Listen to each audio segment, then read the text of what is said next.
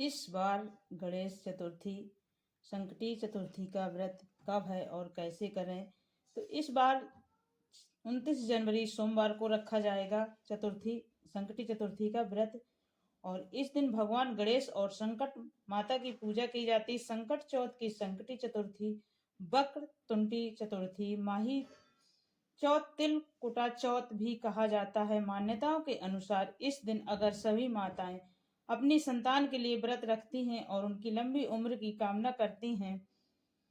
इस बार संकटी चतुर्थी का व्रत 29 जनवरी सोमवार को है, तो कहा जाता है इस तिथि को चतुर्थी या मांगी चतुर्थी भी कहा जाता है। इस तिथि भगवान गणेश और चंद्र देव की उपासना करने का विधान। इस दिन गणेश जी की उपासना से जीवन के संकट टल जाते हैं। संकट काटने की तिथि होने की वजह से इसे संकटी चतुर्थी भी कहा जाता है। साथ ही साथ एक दिन संबंध संतान प्राप्ति से भी होता है और इस दिन संतान संबंधी परेशानियां भी दूर होती हैं। इस दिन माघ मास के कृष्ण पक्ष की चतुर्थी तिथि शुरुआत 29 जनवरी सोमवार को सुबह 6:10 से लेकर 30 जनवरी की सुबह 8:54 तक रहेगा। उदय तिथि के अनुसार संकटी चतुर्थी 29 जनवरी को ही मनाई जाएगी। साथ ही इस दिन चंद्रोदय का समय 9:10 पे होगा। गणेश संकट चतुर्थी की कथा सुनते हैं। एक समय की बात है, विष्णु भगवान का विवाह लक्ष्मी जी के साथ निश्चित हो गया था। विवाह की तैयारी होने लगी। सभी देवताओं को निमंत्रण भेजे गए, परंतु गणेश जी को निमंत्रण नहीं दिया। कारण जो भी हो रहा हो, अब भगवान विष्णु को बारात जाने का समय आ गया। सभी देवता अपनी पत्नियों के साथ विवाह समारोह में आए। उन सब ने देखा कि गणेश जी कहीं दिखाई नहीं दे रहे हैं। तब वे आपस में चर्चा करने लगे कि क्या गणेश जी को नहीं न्योता है? ये स्वयं गणेश जी ही नहीं आए। सभी को इस बात का आश्चर्य होने लगा। तभी सबने विचार किया कि विष्णु भगवान से इसका कारण पूछा जाए। विष्णु भगवान से पूछने पर उन्होंने कहा कि हमने गणेश जी के पिता भोलेनाथ महादेव को न्योता भेजा है। यदि गणेश जी अपने पिता के साथ आना चाहे तो आ जाते। अलग से न्योता देने की कोई आवश्यकता भी नहीं थी। दूसरी बात यह है कि उनको 1.25 मन मूंग, 1.25 मन चावल और 1.25 मन घी और 1.25 मन लड्डू का भोजन दिन भर में चाहिए। यदि गणेश जी नहीं आएंगे तो कोई बात नहीं, दूसरे के घर जाकर इतना सारा खाना पीना अच्छा भी नहीं लगता।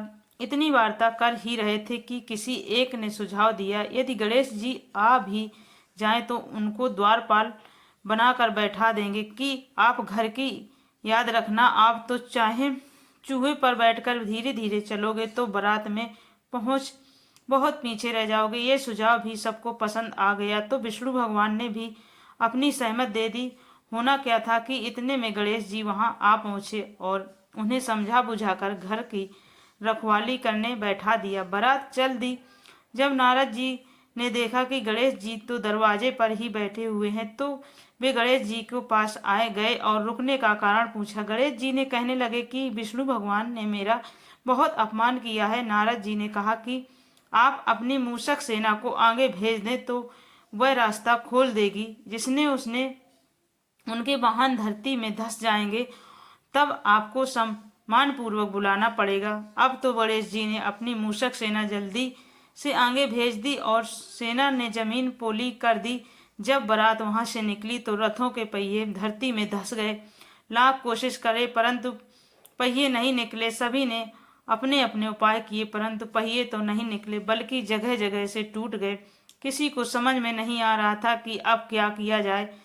तब तो नारद जी ने कहा, अब लोगों को गणेश जी का अपमान करके अच्छा नहीं किया। यदि उन्हें मना कर लाया जाए तो आपका कार्य सिद्ध हो सकता है और यह संकट टल सकता है। शंकर भगवान ने अपने दूत नंदी को भेजा।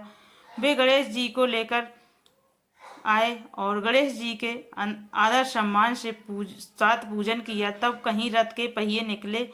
अब रथ के पहिए निकल को गए परंतु वे टूट फूट गए थे, तो उन्हें सुधारने कौन जाए। पास के खेत में खाती काम कर रहा था, उसे बुलाया गया। खाती अपना कार्य करने के पहले श्री गणेशाय नमः कहकर गणेश जी की वंदना मन ही मन करने लगा। देखते खेत के सभी पहियों खाती ने सभी पहियों के ठीक कर दिया। तभी खाती कहने लगा कि हे देवताओं, अपने सर्वप्रथम गणेश जी को नहीं मनाया होगा और न ही उनकी पूजा की होगी, इसीलिए तो आपके साथ ये संकट आया है। हम तो मूर्ख अज्ञानी हैं, फिर भी हम पहले गणेश जी को पूजते हैं, उनका ध्यान रख करते हैं।